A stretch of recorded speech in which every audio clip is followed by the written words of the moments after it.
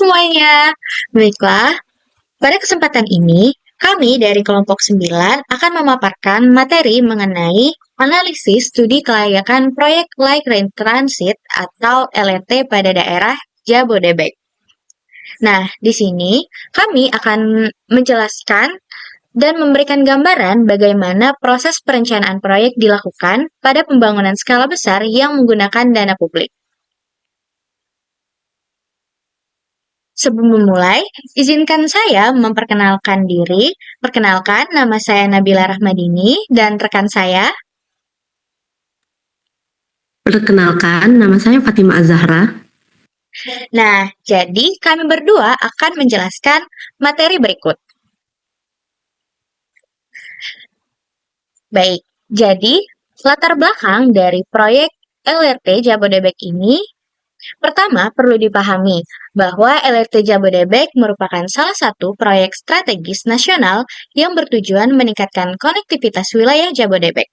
Sebagai proyek publik, proses perencanaannya tidak hanya mempertimbangkan aspek teknis, tetapi juga transparansi, efisiensi, dan akuntabilitas. Oleh karena itu, analisis dalam presentasi ini difokuskan pada bagaimana pendekatan perencanaan diterapkan untuk memastikan bahwa proyek berjalan efektif dan memberikan manfaat luas bagi masyarakat.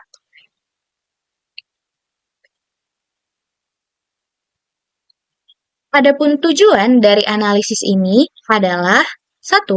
Memahami pendekatan yang digunakan dalam perencanaan proyek LRT. Kedua, mengidentifikasi faktor-faktor utama yang mempengaruhi keberhasilan proyek.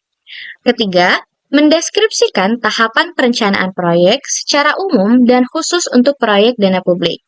Keempat, menilai tantangan dan rekomendasi untuk peningkatan kinerja proyek. Selain itu, kami juga membahas tantangan yang muncul selama pembangunan dan memberikan rekomendasi untuk perbaikan ke depannya.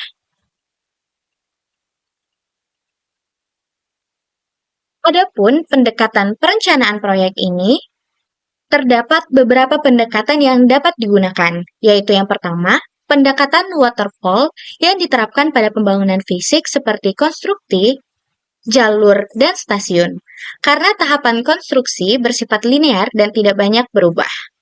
Kedua, pendekatan agile digunakan pada pengembangan teknologi persinyalan modern, CBTC GOA. Ketiga, yang memerlukan proses pengujian dan penyempurnaan bertahap. Ketiga, pendekatan hybrid menjadi metode dominan, karena proyek ini memadukan konstruksi yang kaku dan teknologi yang fleksibel. Terakhir, pendekatan LEAN. Pendekatan ini diterapkan untuk memastikan pemanfaatan dana publik berjalan efisien dengan meminimalkan pemborosan, termasuk optimalisasi integrasi moda transportasi lain.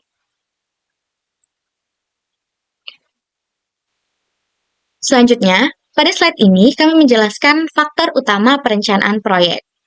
Proyek LRT memiliki skop yang sangat besar, yaitu sepanjang 44,5 km dengan 18 stasiun dan penggunaan teknologi otomatis tanpa masinis.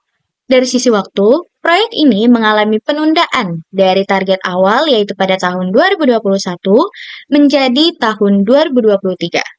Dari sisi biaya, total investasi mencapai sekitar 32,6 triliun rupiah.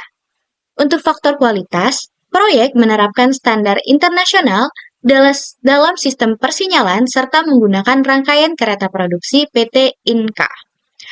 Risiko proyek juga cukup besar, mulai dari keterlambatan, keausan roda pada fase awal operasi, hingga inflasi biaya konstruksi. Selain itu, proyek melibatkan banyak pemangku kepentingan, seperti pemerintah pusat, masyarakat, hingga investor, serta membutuhkan berbagai sumber daya seperti tenaga ahli, material khusus, dan teknologi otomatisasi. Selanjutnya akan dipaparkan oleh rekan saya. Baiklah, memasuki slide berikutnya. Saya akan menjelaskan siklus tahapan proyek. Tahapan pertama adalah initiation, yaitu proses identifikasi kebutuhan transportasi massal yang semakin mendesak di kawasan Jabodebek.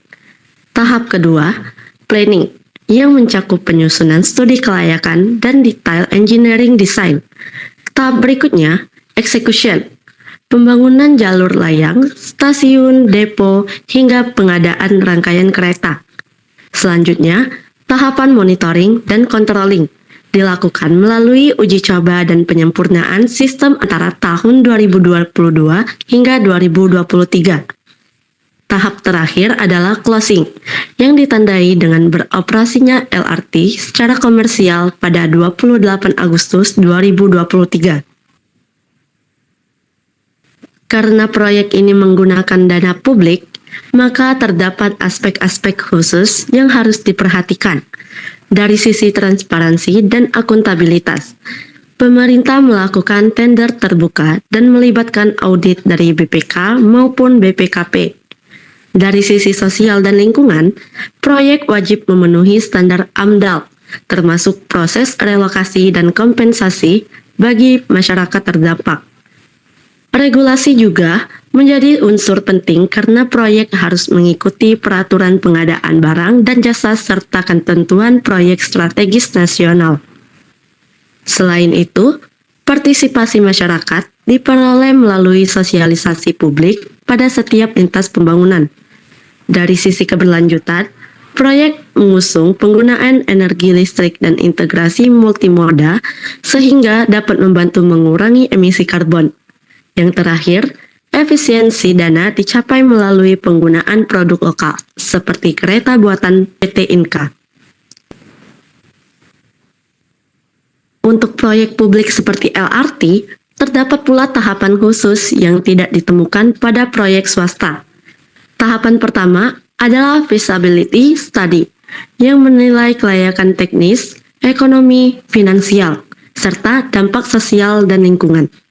Tahap yang kedua, procurement, yaitu proses tender dan pemilihan kontraktor serta penyedia rangkaian kereta.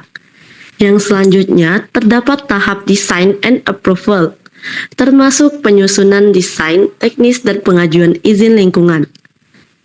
Tahap implementation dan monitoring mencakup proses pembangunan fisik serta audit rutin oleh pihak independen.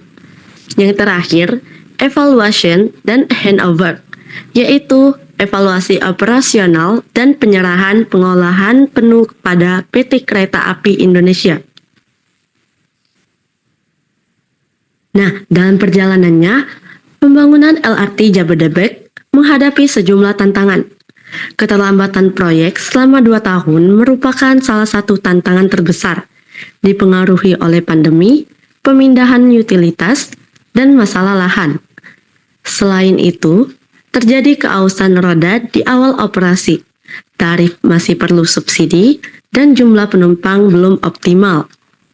Untuk itu, beberapa rekomendasi dapat diterapkan, seperti penggunaan perangkat lunak, manajemen proyek yang lebih komprehensif, pengembangan kawasan berbasis transit atau TOD di sekitar stasiun, penerapan pemeliharaan prediktif untuk efisiensi biaya jangka panjang, serta kebijakan subsidi tarif yang lebih terarah. Sebagai penutup, dapat disimpulkan bahwa proyek LRT Jabodebek secara keseluruhan layak dan memberikan banyak manfaat bagi masyarakat. Meskipun terdapat beberapa kendala dalam pelaksanaannya, keberhasilan proyek ini menunjukkan bahwa transparansi, penerapan teknologi modern, dan prinsip keberlanjutan merupakan faktor penting dalam memastikan efektivitas proyek infrastruktur publik di kawasan metropolitan. Sekian, saya kembalikan kepada moderator. Terima kasih. Nah, sekian pemaparan dari kami tentang pendekatan dan faktor perencanaan proyek dengan studi kasus proyek Light Rail Transit atau LRT Jabodetabek. Semoga apa yang kami paparkan ini dapat memberikan gambaran bagaimana proses perencanaan proyek dilakukan pada pembangunan skala besar yang menggunakan dana publik. Terima kasih, semoga apa yang kami sampaikan ini dapat bermanfaat bagi kita semua. Kami akhiri, wabillahi taufiq wal hidayah. Wassalamualaikum warahmatullahi wabarakatuh. Bye-bye.